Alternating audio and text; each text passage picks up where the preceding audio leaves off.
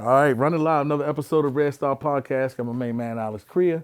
In this joint, we're going to talk about a whole lot of different stuff. This is just chop it up session. How you been, brother? Good, Doing bro. all right? How are you? I'm doing all right, doing all right. How was your road trip? It was all right. Not too bad. Yeah, Good not too day. bad. Little traffic. Not too bad. Yeah, Pretty yeah, smooth sailing. yeah, most definitely, most definitely. So what you got going on now, man? You was talking about working on your Jeep and all this kind of stuff the past couple of weeks, but what else you got Always going on? fixing something, man. Yeah, I yeah. like to drive older stuff and go through them, and it's a lot less expensive, and I don't have a huge car payment, so yeah, I'm always tearing into something. I like getting my hands underneath the car if I'm going to be driving it. How did you get into doing mechanic work, though? Mechanic work, man, was just kind of something I've always just naturally had. I remember, even being like 6 years old and taking apart my Home Control cars and putting, two into one, and just naturally just taking stuff apart. And my father, grew notice to that quickly and just kind of embraced that. My dad's super handy and always just taught me how to do stuff. And that Right. led to us working on cars and doing any kind of, blue collar handyman stuff. And Right. it was very obvious that it was just my natural skill set. And, when I was a kid in high school, there was always 6, 7 cars, Right. At the house, projects, working on something. So it was just my strong suit, and I ran with it and ended up going to vocational school with it. And had a pretty good living as a result. Most definitely, most definitely. What was life like growing up for you though? As far as like, Well, my like life was I a know little you, I different. know you've traveled a lot, Right. so But I think there's a lot of kids, like me in this area, especially because of where we are relative to DC. yeah, But I was born in France. I moved back to Virginia, Warrenton specifically, as an infant. My parents built a home right off 605. We lived there until I was about 6 years old, and my father got assigned back to France. So my brother and my whole family, we all moved to France. I was there from 6 to 10. And then from there we moved to Rome, where it was about 10 to 14.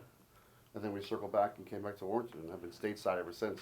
And of course, during that time there, it was very privileged. It was nice. It was Right. a luxury to Right. get to experience that. right. Working for the government has a lot of perks per se. So Got I a was lot very of fortunate. upsides and Right. downsides. Very, very fortunate to experience the things I did. My parents embraced it. And we constantly traveled. They took us sightseeing all over Europe. I was very young. Was able to, get into top-notch schooling. Trilingual by the time I was 14. So then I came back to good old Fauquier County. Good old Fauquier County. After going to private Catholic school, wearing uniforms every day, Right. and I did not fit in very well. Yeah, probably not. Yeah, eighth Probably grade not. year, just I was so out of my element. It was a tough year for me readjusting for sure. Right. Because you were more cultured than everyone else too. Yeah, it was just a completely different animal. Yeah. When I went to school growing up, it was an international school, Marymount International School of Rome and Paris. So there was a lot of kids like me who were, government diplomats. Parents were in the government, whether that particular country or all over the world. What type now growing up that way? What type of things do you feel like we as Americans take for granted? That's a tough subject, but I feel one of them is diversity and culture. Because when I go into school, in Europe in general, there's tons of diversity, there's tons of culture, and it's normal, and you wouldn't think twice about it. It doesn't have the And I racial. remember some of the kids I went to school with were, from Japan, Tanzania was one of my best friends, Sri Lanka, people from Russia, people from South Korea, all over, literally from there. And, we all spoke common language, it was English. Right. We all Right. went to school together, and having that diversity, I never thought anything of it until I moved back to some place where those kinds of things stuck out. Right. It was different, therefore caused more attention, I guess you would say. Right. So, So as far as like now, in what ways do you feel that they take it for granted though? Since you spoke on like the diversity, because I feel the same way. I feel like diversity and culture could actually benefit this country more so than hurt it, but the people inside hold on to all these different for things. sure, so. I think it's a big topic to spread and to reach all these people, and you got a massive country like the United States. I just think that it's something that's not so much understood, I guess. So I never really saw race truly until I moved back to the States at Right, 14. right. And people would identify, look at this, black person, this, yellow person, this brown person, this white person. Right. I never really distinguished that. We were all people. Right. It never crossed my mind. And And you weren't raised that way. I wasn't raised that way. You know what I'm saying? I didn't see color, And growing up around it, pretty much from 6 to 14, were your block of your life that you actually remember in fundamental years. Yes, yes. Some of my best friends, all from all over the world. All over the world. So I think embracing that and seeing different cultures and how people are raised, their family systems, their beliefs, their higher powers, is extremely interesting. Right, And exactly. it will open up your mind to things that you maybe not have considered, but also can allow you to have some compassion or appreciation for those different types of For cultures. different people, Just yeah. because we don't understand it doesn't mean It's not bad fabulous or for them. exactly. And Yeah. I feel like our political system takes advantage of all of the divides that we have in this country. It's a terrible thing because we're all here. Everyone wants to better their life. Everyone wants to enhance their life. But like when you keep dividing people, what is the point of it? But then all the lobbyists, they're buying all our politicians It's a and everything power like that. play, Yeah, in my that's opinion. exactly, I'm pretty exactly. neutral as far as government and beliefs and stuff goes. I have a good enough understanding based upon, the childhood that I was afforded. My father worked for the government for 32 years. People in fear rely upon the government. They rely upon those in power. Right. So what the best way to incite that idea is to, make it a point. Right. If I say don't think about a pink elephant, what do you think about?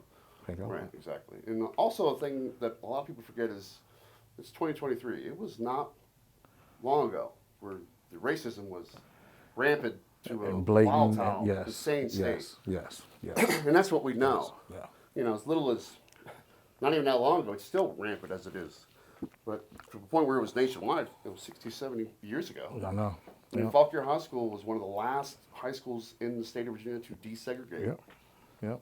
And it's mind blowing to think about that. I know. It really is. And I feel like, there for a while in the 80s and 90s, we made some good strides, and then all of a sudden it became an issue again. Yeah, and I think politics, drug laws, different, disparities in Separate crime. the parties. Yeah, and create, exactly. Yeah. Something to watch the news about. Yeah. Yeah, I think it's just, at the end of the day, it's a shame. It is a shame. I mean, because if I feel like if an enemy ever really wanted to try to conquer this country, they would definitely use the media to continually Oh, divide for us. sure. You know what I'm saying? 110%. To perpetuate the divide. So I mean, I can assure you that the days of true journalism are slim and far between. And then, news stations putting on something that is extremely volatile to the politics of the United States government and the things that rule this country, I can assure you would not make news. And if it did, it wouldn't be long. Look at, what's his name? Julia Assange and, Snowden. Mm-hmm. Even the craziest tale that you hear 10 people ago has an ounce of truth to it. Mm-hmm. Yeah, that's So, true. That's very true. They let you hear what they want you to hear. I truly believe that. Yeah. I'm an American. I'm a patriot. I love this country. It's afforded me an Yeah. amazing life. Yeah, me but too. I believe that the system has just been, Bought. yeah. I feel like it's been bought. It's been ran so loose for so long that it's getting ready to come off the tracks. And I think the only way to do that is just to let it go. And restart. And how that's done, I haven't the slightest idea. And that's what I was going to say. What does that restart look like? Because a lot of It's people, pretty terrifying to me. Civil War. They're pushing for Civil War and they're pushing for all these different things. But like, It's not 1883. Yeah. Civil War would be electronics demolished. destroy the whole grid and EMPs. yes, You yes. take somebody's ATM away from them, and they don't know how to act. Don't know what to do. Now, I think there will be some Civil War-esque things about it. There's millions and millions of people in the countrysides of this country just waiting for this day to happen, Right. so they can pull out their arsenal and would live perfectly fine Right. off of nobody. Yes. I do believe it would be total and utter chaos. Right. Because there's people who own guns and are skilled with them, and there's idiots who have guns. Yes. And in the Wild West kind of esque picture would be crazy people with guns who have no idea how to use them, and it would be just murder in the streets. Right, and then everybody's going to carry a gun because everybody's going to be terrified, and people are going to be shooting each other. Like And then they want to take the guns away from the people who are responsible. Right. You know So how it- easy that is. It's just go to house, grid to grid, shut off your power, shut off your Yep. water. No shut off communication. Your supplies, Yep. your gas in those counties. Yep. People say it can never happen. I never say never. God forbid it ever does. But it's right there. We have the technology is there to do it. I just feel The like systems are in place to do what it. has happened the last decade is so painfully obvious as the corruption, and we just all just laugh about it for 2 days and act like it never happened. Like it never happened, yeah. It's unfortunate. The biggest thing with that is, as a country, having lived overseas, And French, Italian, Europeans all have varying opinions, but the gist is we are privileged, fat, and lazy. And when I lived there, I didn't understand it. I keep on since the '90s. You know, I was very prideful of my country. Right. But having lived here and gained insight, there's a lot of truth to that. Because in America, if you really, really, really work hard and have some good opportunities, you can achieve a lot. Right. And there's a lot of areas in Europe and Middle East and all over the world. All over the world. Impossible. It's not just in the cards for you. it's You never really exactly, get out. exactly. You know, and our divorce rate is 50, 60%. Yeah. 60% of the population is obese. Our children are obese. We live off of medications and pharmaceuticals. You know, our jails are jam packed. Like somewhere along the lines, the machine just got loose. So yeah, like people overseas, it makes sense. As a country, it makes us look weak. It does. Yes, If all it the does. players are running around the field not knowing where they're going, don't look like there's a captain. Exactly. Exactly. So from that standpoint, that's not good, Not good at all. especially in this time frame. Yeah, and I like me personally, I always try to remind people like, hey man, war's not what you think it is. It's not an idea. It's an idea until it happens. And then you have to deal with the psychological repercussions of, are you really prepared to lose your child? Are you really prepared to lose your wife or your husband? Or, you know what I mean? Because of because of all this stupidity. A lot of things can be solved just by sitting down at the table. Right. You know, sitting down at the table and conversing with each other. And that's one of the reasons why I wanted to bring, a person like you with your experiences, not necessarily talk about your experiences because we can't, but just to show people how important it really is to really respect the freedom that you have, whether you feel like you have it or not. Sure. It's a cold world, man. It really is. It's a I mean, cold world. I've been out of the loop for 20 years, but I can tell you, the privileges that even at a young age that I recognized then, the military bases, embassy in every single country in this world. That is American soil. That embassy that it sits on is considered Right. American soil. I was born in the American Hospital of Paris, which 6 years later, the school that I went to was literally directly next door to. So it's amazing you see these privileges. We used to go to the bases in Germany, Frankfurt, Ramstein. Right. They're the size of Remington. Right. It's a small, right, and it's like going to America. Yeah. It literally is. There's fast food, Yeah. which you don't have over there. There's Yeah. all these things that, at that age, I missed that part. I didn't miss the Boy Scouts. We didn't have football. Right. We didn't have baseball. I had Right. soccer. That was it. That's Right. all I knew. That's Now- all I played. Now, let me ask you this. Do you feel like, since a lot of countries in Europe, like Germany and Italy, has seen what a true totalitarian reign it really is, do you think that it's better because they have an actual understanding of it, whether it be through oral traditions or just things that they know? I mean, because like you think of World War II, like with Hitler and all of these kinds of For things. sure, Like, yeah. They saw the My atrocities. grandfather was on the beach. He stormed the beach in Normandy, survived. So they've seen the atrocities and they know, like, because I feel like a lot of times us as Americans, we think I we agree with want that. something. That's definitely a contributor. Especially, too, in pretty much all the major countries and cities in Europe, there's monuments. There's stuff that's been at the Colosseum. Right. Leaning Tower of Pisa, the Eiffel Tower. This stuff is a constant reminder. Right. And what you'll find, too, in Europe is the majority of those people are extremely educated. Mm-hmm. Most of them, 70-80% of them speak 3, 4, or 5 languages. Mm-hmm. Their education system is way better than ours. When I came back here, I went to 8th grade here, and I was at a 10th grade level. And that's just the way it is. It's just the Their way it is. education is crucial. So I think being educated of your past, seeing those constant memories, and Right. yeah, being a small country, where they were engulfed, Right. that whole area is nothing but, since the beginning of time, been ruled. Right. The Germans, ruled it. Romans had, 70-80% of the world? Yeah. Sure. I think that's something that keeps them humble, but I think a lot of it is, I don't know, it's hard to describe, like the culture differences in a lot of your big countries in Europe. There's, best thing that I can tell you is pride. Right. The sense of family is very strong. Catholicism is very strong. A lot of it's old-fashioned in some ways, but a lot of it's just deep roots in staying together and helping each other Structure. out. Good structure, and yeah. enjoying life. Like a lot of those small towns like in Italy and France, those mom and pops, they're open from 10 to 2. They take a 2-hour lunch and 4 to 6. The whole month of August in Rome, it's ghost town. Everybody goes to the beach. Right. Sweden and Germany, a lot of the jobs start with 6 weeks paid vacation, and you work. And what do you think? What do you think the reason that we can't have things like that here? Like, The Joneses, Everybody's after the Joneses. Everybody's chasing that ultimate dream, and I think that's something that was an attainable goal, and somewhere along the line it became an extreme. Especially what we have in this country with social media. It's all comparison. Everything is showing something that someone else wants. Right. A majority of it is an opinion, a picture, The glitz an and the item, glam. material things. Yeah. Because in a sense, a lot of the media, the culture, the movies, the stars we have, that's the goal. To be the epitome of wealth, to have power, to be well known, to be able to do whatever you want. Be seen and not be behind the And scenes. somewhere along the lines, that became 5 days a week was a normal church on Sunday, 6 days a week, 7 days a week. Now we're working Right. 12-hour days. Don't worry about. And then it's just a promissory note. The money that you earn is just a promissory note. Sure. I'm promising to pay you back. There's no gold backing it anymore. There's nothing backing it to keep it. There's no intrinsic value to it. Unless So you work yourself to death to retire, let's say 65. You know how many people I know that have gotten to that point? they can't even take care of themselves. A good friend of mine, his stepfather, the second day he retired, worked military his whole life. The second day he had a massive coronary and died. Like late 50s, early 60s. Stress of So life. life is short. Yes, stress is a huge account. I made the mistake like a lot of people do. But I learned quickly that it's not worth it. It depends on the quality of life that you're after. Now, what type of things have you been working on personally? You talk about quality of life now.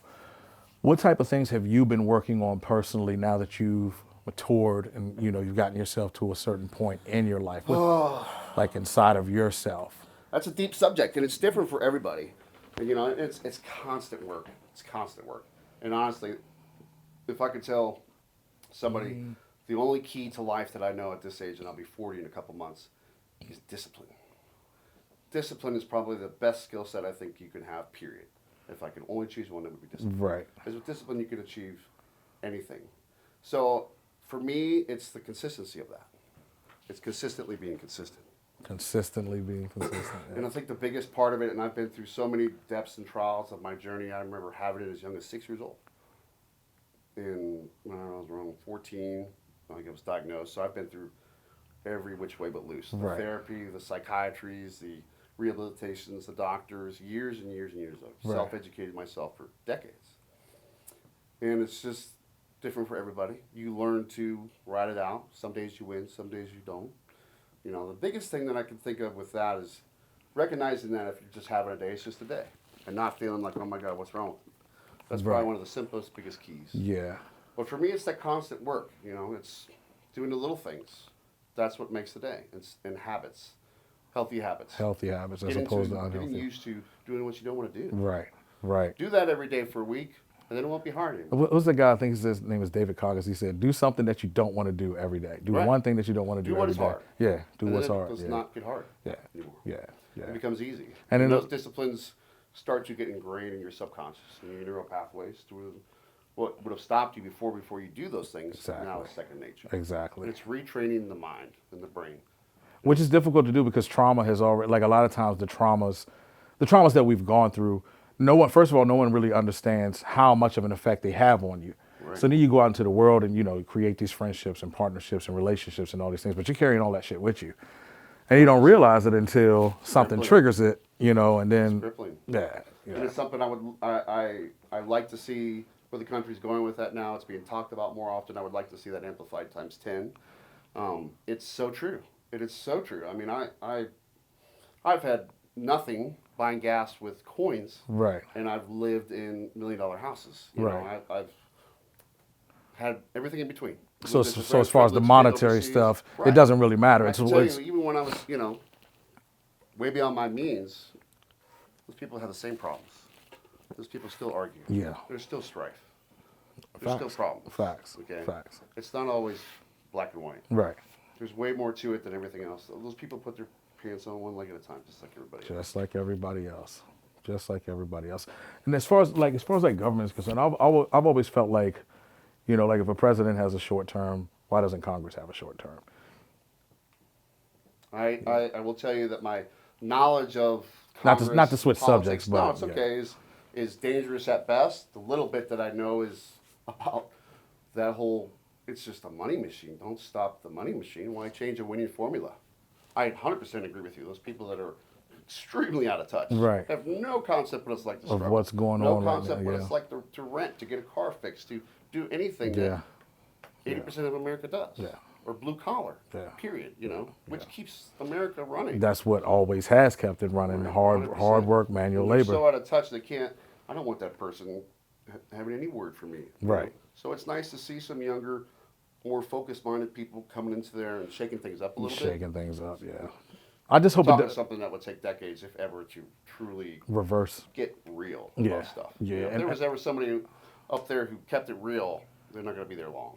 Oh yeah, exactly. They'll get cheated out. They'll get cheated out even if they win again. Some scandal. Yeah, some scandal, Yeah. some type If of the scandal. government wants it to happen, trust me, it can happen. They can make it happen. Yeah, most definitely. That's my opinion, and I mean that's any government, And in the history of the world, every ruler, every empire was one with a bigger stick. Period. And And history is always written by the winner. Written by the victor. History is always written by the winner. Like you mentioned the discipline part, and you say that is the most important part. What about for those people who are like really, really down and out, right? And they can't find the motivation to activate the discipline that they know that they need. What type of advice would you give them? Would you say, dive right in or start small or what? Again, that's different for everybody. The reality of that, I've been there more times than I care to count. And it doesn't matter if you have the skill set, if you have the knowledge, and your life is going great, you can still feel that way. Right, And the biggest thing is stepping outside yourself and recognizing that you're having a day. right. Make your list small. Like you said, like give you yourself a mentioned day, earlier. Give yourself some grace. It's okay to be there. Just don't stay there. Right. It's okay to beat yourself up, but you need to praise don't yourself beat too. yourself up. Give yourself some grace. Right. Well, both, right? I'm working hard. I got this going on. I got this. I deserve a day. I'm not just having a bad day. It got to me. You're human. That's okay. Right. That's okay. Right. That's the biggest Right. thing. To Right. tell It's yourself. okay. This is It's okay to have a bad day. Just don't stay there. Right. And the reality of what's really hard is if you stay in that for days or weeks, months. There's the years, habit. There's you're That's forming a discipline very of slippery beating. slope, You're forming a discipline of beating yourself Discipline up. must be Yes, every yes, single yes, day. yes. And there's days where it is painful, like I'm carrying bags of concrete to get out and just do simple things. Right. They're Right. few and far between, but they happen. Yeah. And it doesn't matter how strong you are, the most positive mindset person who's had years of therapy and all kinds of schooling even has those days. And No. that's the reality I think people don't understand. It's Yes. not just get over it. It's literally a sickness and it's a disease. Your chemical compounding in your brain is Right. different than others. The Right. way you process, having to do with genetics and trauma or the way you're raised or dozens of different variables. For example, an addict who's on full-blown addiction, their dopamine levels when they get high raise 4 to 10,000 times that of when you eat. Your brain literally tells you that using is 5,000 times better Than than eating. eating. It doesn't know what you're doing. It just Right. knows the reaction that Whatever you it is that you're doing, Okay. I like So it. what happens is the left side of your brain, which is your rationale thinking side, gets kind of slowly dulled out. Right. And your right side, your impulsiveness, just the action, just to act, just thinks on its own. So instead of conversing back and forth where you're trying to process and think if this is a good idea, Right. that slowly dissipates and your right side of your brain is active and you just impulse. People say, oh, he's just addicted. No, his brain wiring is literally changed. Right. The neural pathway mapping is different. It's different. And then when Exactly. you see on science and you see pictures and MRIs and scans of that, it's the reality of it. So, in a sense, depression and all those things are very similar. Very similar. Yes. So you're Yes. changing the neural pathways. You've changed in the your mind, neurological and wiring. Yes. you're really being self-aware of what you say to yourself. And that's Sometimes- what I was saying. That's what I was trying to say earlier. Like when we talk about praising yourself, like you're already gonna beat yourself up, so you have to praise yourself, right? And it's one thing to, like, for me personally, it's one thing to beat myself up, but it's another thing to beat myself up over things that I can't control. Right. I'll accept the accountability for the things that I could have controlled, but the things that were completely out of my scope of how you perceive something or someone else, that's not up to me. Right. And I can't accept responsibility for that. And that led me to say, It's not your place. it led me to think about yin and yang. Like, okay, the universe always maintains balance. The brain needs to maintain balance. If I'm going to beat myself up, I'm going to praise myself. I'm going to praise myself. I'm going to push myself. Now it's not beating yourself up, when you say something that could be viewed as negative, you're actually pushing yourself. No, you can do 2 more push-ups. You could run another half a mile. Sure. You know what I mean? You cannot smoke this cigarette. You cannot, you know what I mean? You cannot get small angry in this steps. moment. And it's changing your perspective, because it used to be beating yourself up, but then it's, no, you're pushing yourself to become a better person. Absolutely. So- and the reward that you feel and slowly instills more confidence in your ability to do that. Exactly. And it becomes a habit. You just got to do it every single day. I forgot what I was going to say. Accountability? Somewhere along those lines, maybe? Well, you were talking about. So yes, that's what you were saying. Talking about what you tell yourself. So it's so funny how the brain functions, like the human body. If you really work towards it and are patient with it, you can truly see results. Simple things, and there's millions of different ways to do it, and you have to trial and error it for yourself. But telling yourself today's going to suck, it's going to suck. Right, If you work with a guy who says work sucks every day, eventually you'll start thinking like that. Right. You know. Right. You'll focus on that. You'll Right, put your focus exactly. on everything What that you focus sucks. on Yeah. is what you attract. You know, I buy cars all the time. I think of a certain type of vehicle, then all of a sudden I see it everywhere I go. Exactly. You know, or you see the exactly. numbers. Or you buy a car and then all of a sudden you are see what it you everywhere. attract. Not constantly, but in a general sense, 110%. 110%. My life has shown me that when I'm on a path that I should be, or going in the direction that I should be, it's easier. Things happen.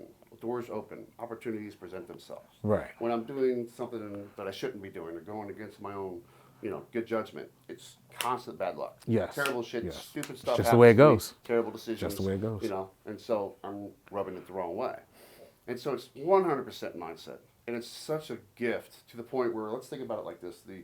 When the Buddhist monks protested, in what was it, in the 80s, the Rage Against the Machine cover.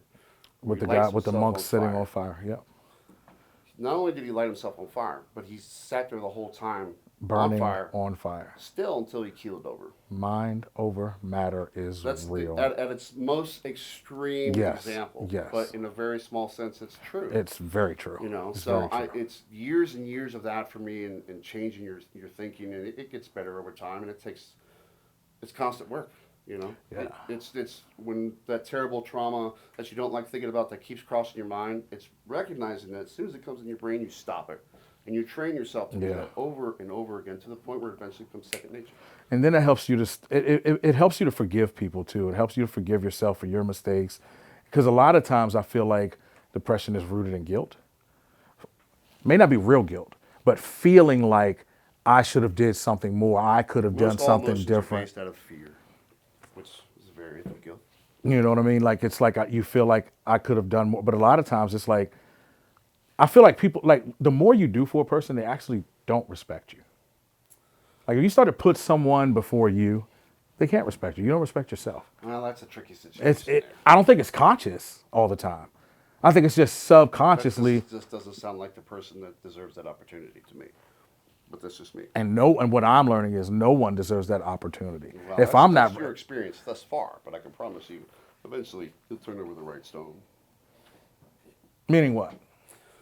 I mean, you're telling me that everybody that you've reached out to and helped in the end pretty much fucks you over. Yes. Is that what I'm hearing? Pretty much. Yes. But your expectations from the get-go, because of your type of thinking and because of your strong moral character and code, your expectations are high because you're a prideful Right. man and you treat people very righteously and fair, and you expect the same in return. Right. But unfortunately, those characteristics that you take pride in and that I admire and I too share are not something that most people have. Right. And so what happens is you're expecting this and they disappoint you Yes. because you go above and beyond for everybody else, and those people aren't even remotely doing anything. And then you end up disappointed, Hurt. rightfully so. And every one of those feelings you deserve to feel. And if you do that over and over again, expecting a different result. That's the definition of insanity, they Well, say, yeah, right? trust me, I've done it millions of times. But eventually you have to learn that, in a sense, having a strong moral code and character for me, some environments is rare. And it's a privilege. Not Right. a lot of people are like that. Right. And You put wanna- yourself you first. want to find out right? who your friends are, loan them money. You know what I mean? Very true. Very true. Very true. Or ask them to help you move. Yeah, I'm 40. Get the damn truck. That's the real. That's I the don't want no real percent one here, right bro. there, bro. I'm sorry. If somebody comes and helps you move, bro, I'm still capable, but I ain't doing it. I even hate moving my stuff. You- I'll just sell you it know- and buy new shit. Trust me, I've moved more than enough to put U-Haul in business, bro. now, as men, right? As we age, our testosterone levels change. Ooh. What do you feel the importance of good baseline levels of testosterone are for a man. Oh, It's everything, right? Like, I mean, I've been in and around the weightlifting. I started when I was like 15 years old. That was just like mechanics. I just picked up on it. And quickly, within a couple of years, I was just doing astronomical amounts of weights, and I ran with it for many years, played sports. I was just doing everything. astronomical amounts of weights. I was lifting But Chevy engines for when I my was age 5 years group, old. I was benching 315 pounds at 15 years old, squatting, Jesus, 600-700 pounds. Doing just, yeah, it was crazy. It's It stupid was easy shit. for me. That's fucking crazy. And I had great teachers. It was a great environment, and I thrived. And then, I kind of went away from it. And then I power lifted for years, worked my way up to some pretty big meets, bumped shoulders with a lot of real big names. Was privileged to have two great trainers, former state champion bodybuilders who really just took me under their wing and taught me an immense amount, lifetime's worth. And testosterone is different for everybody. I could show you a 48-year-old male who has 800 testosterone, doesn't take any kind of, Right. recovery therapy, and that's just his genetics. Right. But I could show you somebody who's the same age and has 100, barely Right. enough to even function every Right. single day, constantly tired. So that has a lot to do with it. People who work out, people who don't work out. I can tell you, based upon a scientific standpoint, a little bit that I know. It's one of those faux pas things, but Right. it's really starting to take a lot of light and the benefits. Right, Of it. It's right. like anything else. If you take it properly, it can have an extreme amount of benefits for you. Right.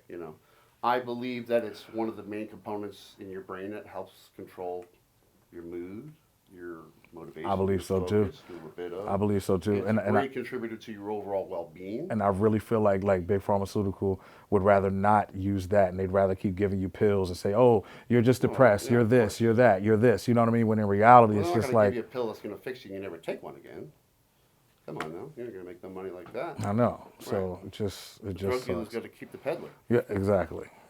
So yeah, so most definitely, and yeah, But yeah, no, I think taken in the right context, it can have immense benefits. Every drug in United States history was once given as a medicinal use. Right. And what happened to it was, this works, let me take 3 times this much. Right. And then all of a sudden it's an epidemic. Every drug. yeah. And that's where the bad rap of the 70s and 80s came from. People, juice and all this stuff. So they had no idea what they were doing. Right. It was just So they were juicing to the taking copious gills. amounts of it. Yeah. And that's where you get your stigmas from. But I truly believe that, done properly under doctor supervision at the low doses, it's very beneficial to you. 110%. Most definitely. I think it could dare say to be a contributor to a youth factor as you age. Right. Maintaining vitality. Right. Yeah. Just educate yourself. That's what I tell everybody. Yeah. If you're truly interested in it, I researched it for years and years and years, and before I ever decided to make that decision, and it was one of the best I ever made. Awesome. All right. So in closing, right? Say, this is what I want to do. I want to say you're talking to a young person dealing with a lot. They don't have any male guidance. They don't have any positive male role models in their life, right? How would you try to approach them to get on the right track, to get their mind right? They're dealing with depression, or they're dealing with, the loss of a father, or all these different things. Like, how would you approach that as far as like motivating them to get their life on track?